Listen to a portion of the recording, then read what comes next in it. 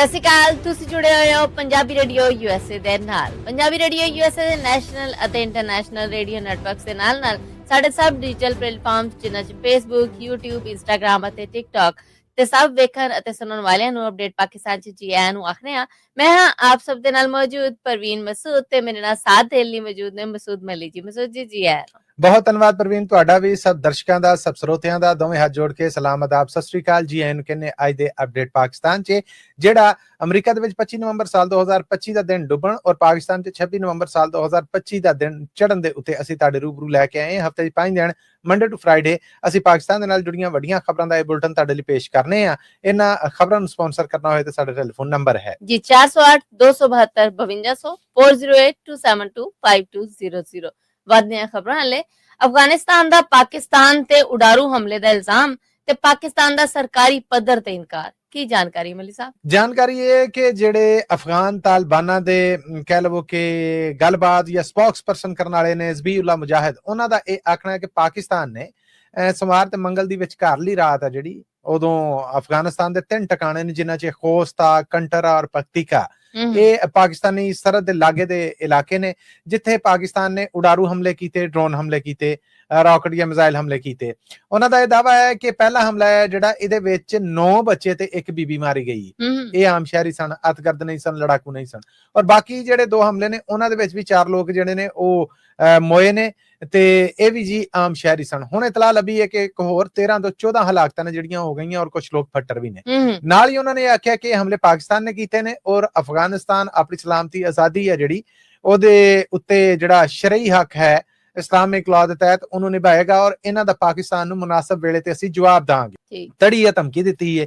ਇਧਰ ਪਾਕਿਸਤਾਨੀ ਫੌਜ ਦੇ ਇਤਲਾਹਾਂ ਦੇਣ ਵਾਲੇ ਮਹਿਕਮੇ ISPR ਦੇ ਪ੍ਰਧਾਨ ਨੇ ਜਿਹੜੇ ਕੱਲ ਉਹਨਾਂ ਨੇ ਵੀ ਪ੍ਰੈਸ ਔਰ ਮੀਡੀਆ ਦੇ ਨਾਲ ਗੱਲਬਾਤ ਕੀਤੀ ਤੇ ਉਹਨਾਂ ਤੋਂ ਜਦੋਂ ਸਵਾਲ ਪੁੱਛਿਆ ਗਿਆ ਤੇ ਉਹਨਾਂ ਨੇ 2 ਟੋਕ ਏਸ਼ੀਆ ਨੂੰ ਝੁਟਲਾ ਦਿੱਤਾ ਔਰ ਰੱਦ ਕਰ ਦਿੱਤਾ ਹੈ ਕਿ ਪਾਕਿਸਤਾਨ ਨੇ ਉਡਾਰੂ ਹਮਲੇ ਕੀਤੇ ਨੇ। ਪਾਕਿਸਤਾਨ ਦਾ ਆਖਣਾ ਆ, ਉਹਨਾਂ ਦਾ ਆਖਣਾ ਹੈ ਕਿ ਸਰਕਾਰੀ ਬਿਆਨ ਹੈ ਨਾ ਕਿ ਪਾਕਿਸਤਾਨ ਜਦੋਂ ਵੀ ਹਮਲੇ ਕਰਦਾ ਪੂਰੀ ਦੁਨੀਆ ਨੂੰ ਪਤਾ ਹੁੰਦਾ ਹੈ ਔਰ ਅਸੀਂ ਐਲਾਨ ਕਰਕੇ ਹਮਲੇ ਕਰਨੇ ਆ। ਅਸੀਂ ਜਦੋਂ ਹਮਲੇ ਕਰਾਂਗੇ ਤੇ ਉਦੋਂ ਦੱਸਾਂਗੇ, ਉਦੋਂ ਹੀ ਜਿੱਦਾਂ ਅਕਤੂਬਰ 'ਚ ਪਾਕਿਸਤਾਨ ਨੇ ਹਮਲੇ ਕੀਤੇ ਸੀਗੇ ਤੇ ਪਤਾ ਲੱਗਾ ਸੀਗਾ।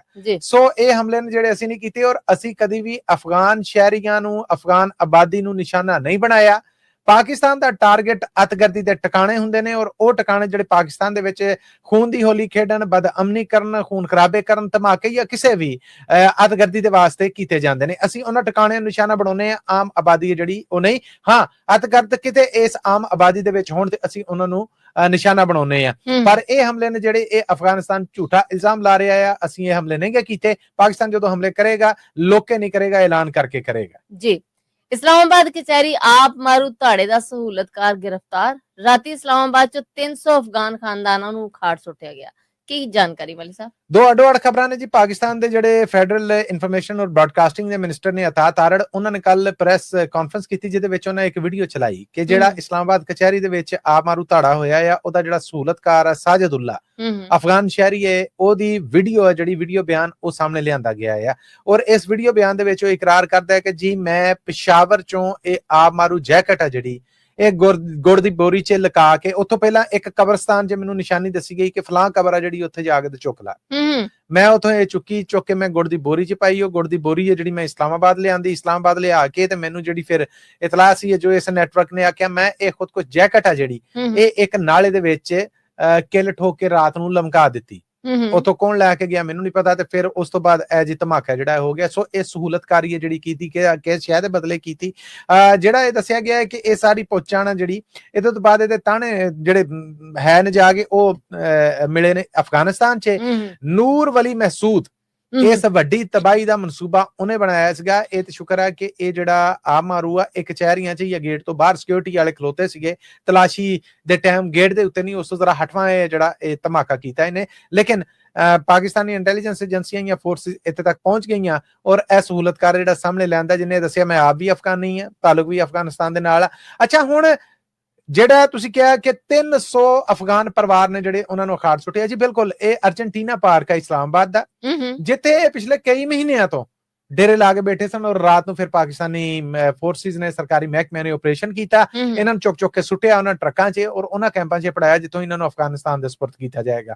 ਸਹਿਮੇ ਖੁਮੇ ਇਹਨਾਂ ਦੇ ਅਖਾੜ ਦਿੱਤੇ ਗਏ। ਕੈਪੀਟਲ ਡਿਵੈਲਪਮੈਂਟ ਅਥਾਰਟੀ ਦਾ ਮਹਿਕਮਾ ਜਿਹੜਾ ਅਮਲਾ ਲੈ ਕੇ ਉੱਥੇ ਸਫਾਈ ਦਾ ਕੰਮ ਜਿਹੜਾ ਉਹ ਕਰਨ ਡਿਆ ਆ। ਆਲੇ ਦੁਆਲੇ ਦੇ ਲੋਕ ਨੇ ਜਿਹੜੇ ਉਹ ਵੀ ਆ ਗਏ ਨੇ। ਸ਼ੁਰੂ 'ਚ ਇਹ ਖਬਰ ਉੱਡੀ ਸੀਗੀ ਕਿ ਜਿਹੜਾ ਇਸਲਾਮਾਬਾਦ ਕਚਹਿਰੀ 'ਚ ਧਮਾਕਾ ਹੋਇਆ ਆ ਉਹਦੇ ਸਹੂਲਤਕਾਰ ਇੱਥੋਂ ਇਹ 300 ਜਿਹੜੇ ਪਰਿਵਾਰ ਸਨ ਇਹਨਾਂ ਦੇ ਵਿੱਚੋਂ ਕੋਈ ਇਹਨਾਂ ਦਾ ਜੀ ਸੀਗਾ ਜਿਹੜਾ ਉੱਥੇ ਗਿਆ ਹੈ।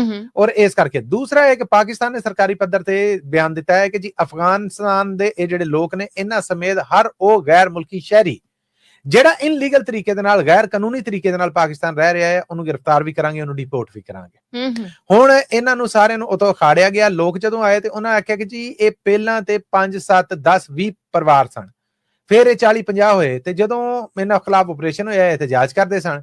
ਔਰ ਇਹਨਾਂ ਦਾ ਕਹਿਣਾ ਇਹ ਸੀਗਾ ਕਿ ਜੀ ਅਸੀਂ ਤੇ ਇੱਥੇ ਇਸ ਲਈ ਬੈਠੇ ਆ ਕਿ ਅਸੀਂ ਯੂਰਪ ਜਾਣਾ ਆ, ਸਾਨੂੰ ਕਿਸੇ ਵੇਲੇ ਵੀ ਯੂਰਪੀਅਨ ਐਮਬੈਸੀਆਂ ਨੇ ਜਿਹੜੀਆਂ ਉਹਨਾਂ ਦੀ ਕਾਲ ਆ ਜਾਏਗੀ, ਸਾਡਾ ਇੰਟਰਵਿਊ ਹੋਣਾ, ਵੀਜ਼ਾ ਲੱਭਣਾ ਤੇ ਅਸੀਂ ਚਲੇ ਜਾਣਾ। ਅਫਗਾਨਿਸਤਾਨ 'ਚ ਸਾਨੂੰ ਬਹਿ ਕੇ ਵੀਜ਼ਾ ਨਹੀਂ ਲੱਭਣਾ, ਇਸ ਕਰਕੇ ਅਸੀਂ ਇੱਥੇ ਡੇਰੇ ਲਾਏ ਆ। ਫਿਰ ਇਹ 300 ਪਰਿਵਾਰ ਕਿੱਦਾਂ ਬਣ ਗਏ? ਏਦਾਂ ਬਣ ਗਏ ਕਿ ਪਾਕਿਸਤਾਨ 'ਚ ਕੋਈ ਇਹਨਾਂ ਨੂੰ ਕਿਰਾਏ ਤੇ ਮਕਾਨ ਨਹੀਂ ਸੀਗਾ ਦਿੰਦਾ, ਜਿਹਦੇ ਕਾਰਨ ਇਹ ਇਸ ਪਾਰਕ ਦੇ ਵਿੱਚ ਇਕੱਠੇ ਹੁੰਦੇ ਹੋਏ ਇੱਥੇ ਤੱਕ ਕੱਪੜੇ। ਹੁਣ ਖਤਰਾ ਇਸ ਸੀਗਾ ਕਿ ਜੇ ਅਤਗਰਦੀ ਨਹੀਂ ਵੀ ਇਹਨਾਂ 300 ਪਰਿਵਾਰਾਂ ਦੇ ਕਿਸੇ ਪਿੱਛੋਂ ਜਾ ਕਿਸੇ ਨੇ ਕੀਤੀ ਤੇ ਅੱਗੇ ਹੋ ਸਕਦੀ ਹੈ। ਇਸ ਕਰਕੇ ਪਾਕਿਸਤਾਨ ਨੇ ਕਿਹਾ ਕਿ ਵੀਜ਼ੇ ਤੁਹਾਡੇ ਆਉਂਦੇ ਹੋਣਗੇ, ਫਿਲਹਾਲ ਬੋਰੀਆ ਬਿਸਤਰਾ ਇਥੋਂ ਗੋਲ ਕਰੋ ਜੀ। ਬਾਬਰੀ ਮਸਜਿਦ ਢਾ ਕੇ ਰਾਮ ਮੰਦਿਰ ਬਣਾਇਆ ਗਿਆ, ਫਿਰ ਭਾਰਤ ਵੱਲੋਂ ਉਹਦੇ ਤੇ ਝੰਡਾ ਲਾਇਆ ਗਿਆ, ਪਾਕਿਸਤਾਨ ਵੱਲੋਂ ਸਰਕਾਰੀ ਪੱਧਰ ਤੇ ਇਹਤਜਾਜ। ਜੀ ਬਿਲਕੁਲ, ਇਹਤਜਾਜ ਇੰਨਾ ਕੀ ਹੈ ਕਿ ਪਾਕਿਸਤਾਨੀ ਫਾਰਨ ਆਫਿਸ ਦੇ ਤਰਜਮਾਨ ਨੇ ਜਿਹੜੇ ਉਹਨਾਂ ਨੇ ਆਖਿਆ ਕਿ ਤਾਰੀਖੀ ਬਾਬਰੀ ਮਸਜਿਦ ਮੁਸਲਮਾਨਾਂ ਦਾ ਇੱਕ ਵਿਰਸਾ ਸੀਗਾ, ਉਹਦੇ ਤੇ ਰਾਮ ਮੰਦਿਰ ਬਣਾਇਆ ਗਿਆ ਕਿ ਨਹੀਂ, ਇਹ ਮੰਦਿਰ ਦੇ ਉੱਤੇ ਮਸਜਿਦ ਬਣੀ ਹੈ। ਫਿਰ ਭਾਰਤੀ ਅਦਾਲਤਾਂ ਦਾ ਹੁਕਮ ਔਰ ਸਭ ਕੁਛ, ਔਰ ਫਿਰ ਉਸ ਤੋਂ ਬਾਅਦ ਉਹਦੇ ਉੱਤੇ ਹੁਣ ਹਿੰਦੂ ਧਰਮ ਦਾ ਝੰਡਾ ਲਾ ਕੇ ਇੱਕ ਫਤਹ ਦਾ ਐਲਾਨ ਕਰਨਾ, ਇਹ ਇਸਲਾਮੋਫੋਬੀਆ ਜਾਂ ਇਸਲਾਮ ਦੇ ਨਾਲ ਨਫ਼ਰਤ ਆ ਜਿਹੜੀ ਉਹ ਭਾਰਤ ਦੇ ਵਿੱਚ ਹੋ ਰਹੀ ਹੈ। ਔਰ ਪਾਕਿਸਤਾਨ ਸਰਕਾਰੀ ਪੱਧਰ ਤੇ ਇਹਦੇ ਤੇ ਨਾ ਸਿਰਫ ਇਹਤਜਾਜ ਕਰਦਾ ਹੈ ਬਲਕਿ ਦੁਨੀਆ ਨੂੰ ਕਹਿੰਦਾ ਕਿ ਇਸ ਸ਼ੈ ਦਾ ਨੋਟਿਸ ਜਿਹੜਾ ਉਹ ਲਿਆ ਜਾਏ। ਕੱਟੜਪੂਣਾ ਜਿਹੜਾ ਉਹ ਇਸ ਹੱਦ ਤੱਕ ਭਾਰਤ ਦੇ ਵਿੱਚ ਵੱਧ ਗਿਆ ਆ ਕਿ ਹੁਣ ਉੱਥੇ ਘੱਟ ਗਿਣਤੀ ਦੇ ਵਿੱਚ ਜਿੰਨੇ ਵੀ ਲੋਕ ਆਬਾਦ ਨੇ ਉਹ ਸਾਰੇ ਤੰਗ ਹੋ ਰਹੇ ਨੇ। ਆਸਟ੍ਰੇਲੀਆ ਨੇ ਡਿजिटल ਵੀਜ਼ਾ 34 ਮੁਲਕਾਂ ਤੱਕ ਵਧਾ ਦਿੱਤਾ ਹੈ। ਸੁਣਿਆ ਪਾਕਿਸਤਾਨ ਵੀ ਇਸ ਲਿਸਟ 'ਚ ਸ਼ਾਮਲ ਹੈ। ਜੀ ਬਕਾਇਦਾ ਇਹਦਾ ਐਲਾਨ ਹੈ ਜਿਹੜਾ ਉਹ ਪਾਕਿਸਤਾਨ 'ਚ ਕੰਮ ਕਰਦੇ ਜਿਹੜੇ ਆਸਟ੍ਰੇਲੀਅਨ ਐਂਬੈਸਡਰ ਨੇ ਉਹਨਾਂ ਵੱਲੋਂ ਕੀਤਾ ਗਿਆ ਹੈ ਕਿ ਆਸਟ੍ਰੇਲੀਆ ਨੇ ਆਪਣਾ ਡਿजिटल ਵੀਜ਼ਾ ਜਾਂ ਆਸਟ੍ਰੇਲੀਆ ਦਾ ਵੀਜ਼ਾ ਲੈਣ ਦੇ ਜਿਹੜੇ ਰੀਜਬੰਦ ਨੇ ਕਿਸੇ ਵੀ ਕੈਟਾਗਰੀ 'ਚ, ਉਹ ਪਹਿਲਾਂ ਤੇ ਸਟਰਕਚਰ ਹੋਰ ਸੀਗਾ। ਹੁਣ ਪਾਕਿਸਤਾਨ ਉਹਨਾਂ ਮੁਲਕਾਂ ਦੇ ਵਿੱਚੋਂ ਇੱਕ ਹੈ ਜਿਨ੍ਹਾਂ ਦੇ ਸ਼ਹਿਰੀਆਂ ਨੂੰ ਆਸਟ੍ਰੇਲੀਅਨ ਗਵਰਨਮੈਂਟ ਡਿजिटल ਵੀਜ਼ਾ ਜਿਹੜਾ ਜਾਂ ਡਿजिटल ਸੋਰਸਿਸ ਰਾਹੀਂ ਵੀਜ਼ਾ ਜਿਹੜਾ ਉਹ ਦੇਗੀ। ਹੁਣ ਜੇ ਪਾਕਿਸਤਾਨ ਇੱਕ ਹੈ, ਇਹਦੇ ਵਾਸਤੇ ਬਕਾਇਦਾ ਐਲਾਨ ਹੈ ਜਿਹੜਾ ਉਹ ਕੀਤਾ ਆਸਟ੍ਰੇਲੀਅਨ ਐਂਬੈਸਡਰ ਨੇ ਐਕਸ ਦੇ ਉੱਤੇ ਵੀ ਉਹਨਾਂ ਸਥਾਨ ਦੱਸਿਆ, ਔਰ ਨਾਲ ਉਹਨਾਂ ਨੂੰ ਫਿਰ ਦੱਸਿਆ ਕਿ ਜਿਹੜੀ ਆਸਟ੍ਰੇਲੀਅਨ ਹੋਮਲੈਂਡ ਸਿਕਿਉਰਿਟੀ ਹੈ ਜਾਂ ਇਹਨਾਂ ਦੀ ਜਿਹੜੀ ਐਪ ਹੈ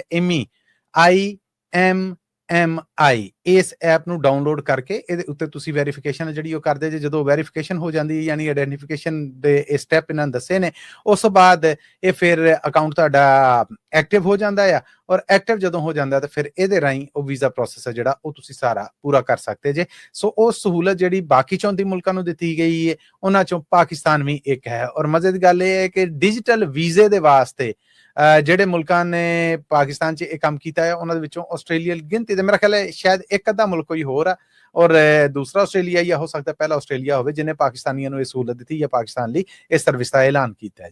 ਜੀ ਕੰਬੋਡੀਆ 'ਚ 28 ਪਾਕਿਸਤਾਨੀ ਬੇਗਾਰ ਕੈਂਪਾਂ 'ਚ ਰੱਖੇ ਜਾਣ ਦਾ ਮਾਮਲਾ ਸਾਹਮਣੇ ਆਇਆ ਹੈ।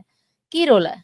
ਰੌਲਾ ਇਹ ਹੈ ਕਿ ਇਹਨਾਂ 28 ਦਾ ਤਾਲੁਕ ਹੈ ਗਿਲਗਿਤ ਬਲਤਿਸਤਾਨ ਦੇ ਨਾਲ, ਔਰ ਗਿਲਗਿਤ ਬਲਤਿਸਤਾਨ ਹਕੂਮਤ ਦੇ ਜਾਂ ਸਰਕਾਰ ਦੇ ਜਿਹੜੇ ਤਰਜਮਾਨ ਨੇ ਫੈਜ਼ੁੱਲਾ ਫਰਾਕ, ਉਹਨਾਂ ਵੱਲੋਂ ਐਲਾਨ ਕੀਤਾ ਗਿਆ ਹੈ ਕਿ ਇਹ 28 ਜਵਾਨ ਨੇ ਜਿਹੜੇ ਇਹ ਵੀਜ਼ਾ ਲੈ ਕੇ ਗਏ ਕੰਬੋਡੀਆ। ਦੱਸਿਆ ਗਿਆ ਕਿ ਉੱਥੇ ਦਫ਼ਤਰੀ ਨੌਕਰੀ ਹੈ ਜਿਹੜੀ ਤੁਸੀਂ ਕਰਨੀ ਹੈ, ਸੋ ਨੌਕਰੀ ਰੋਜ਼ਗਾਰ ਦੇ ਵਾਸਤੇ ਇਹਨਾਂ ਨੇ ਪੈਸੇ ਵੀ ਦਿੱਤੇ। ਉੱਥੇ ਜਦੋਂ ਪਹੁੰਚ ਗਏ ਤੇ ਜਾਂਦੇ ਇਹਨਾਂ ਕੋਲੋਂ ਇਹਨਾਂ ਦੇ ਪਾਸਪੋਰਟ ਔਰ ਬਾਕੀ ਸਾਰੇ ਡਾਕੂਮੈਂਟਸ ਨੇ ਜਿਹੜੇ ਉਹ ਲਿੱਲੇ। ਫਿਰ ਇਹਨਾਂ ਕੋਲੋਂ ਕੰਮ ਕਰਾਇਆ ਜਾਂਦਾ ਹੈ ਇਨਲੀਗਲ ਕਾਲ ਸੈਂਟਰਸ ਨੇ ਜਿਹੜੇ ਉਹਨਾਂ 'ਚ, ਉੱਥੇ ਲੋਕਾਂ ਦੇ ਨਾਲ ਫਰਾਡ ਕਰਦੇ ਨੇ।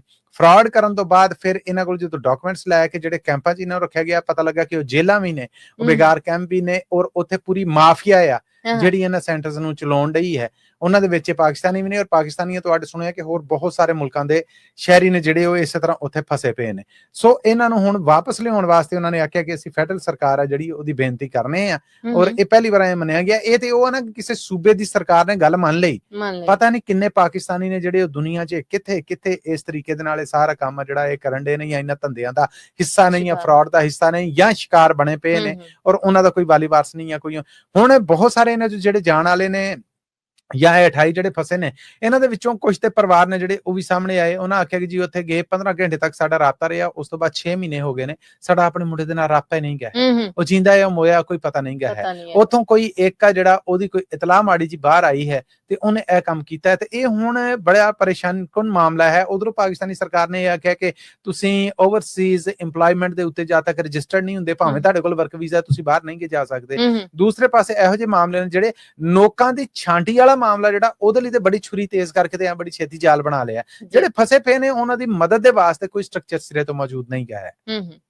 ਜੀ ਮਸੂਦ ਦੇ ਨਾਲ ਅਸੀਂ ਆਪਣੇ ਸਰੋਤਿਆਂ ਕੋਲ ਲੈਣੀ ਇਜਾਜ਼ਤ, ਪਰ ਜਾਣ ਤੋਂ ਪਹਿਲੇ ਉਹੀ ਇੱਕ ਗੱਲ ਜਿਹੜੀ ਸੀ ਹਰ ਵਾਰ ਕਰੀ ਦੀ ਹੁੰਦੀ ਜੀ। ਇਹ ਖਬਰਾਂ ਤੁਹਾਡੇ ਵਾਸਤੇ ਪੰਜਾਬੀ ਰੇਡੀਓ ਯੂਐਸਏ ਦੇ ਨੈਸ਼ਨਲ ਔਰ ਇੰਟਰਨੈਸ਼ਨਲ ਰੇਡੀਓ ਨੈਟਵਰਕ ਦੇ ਨਾਲ ਸਾਡੇ ਸਾਰੇ ਡਿਜੀਟਲ ਪਲੇਟਫਾਰਮਸ ਯਾਨੀ ਪੰਜਾਬੀ ਰੇਡੀਓ ਯੂਐਸਏ ਦੇ ਫੇਸਬੁੱਕ, YouTube, TikTok ਔਰ Instagram ਤੇ ਵੀ ਪੇਸ਼ ਕੀਤੀਆਂ ਜਾਂਦੀਆਂ ਨੇ।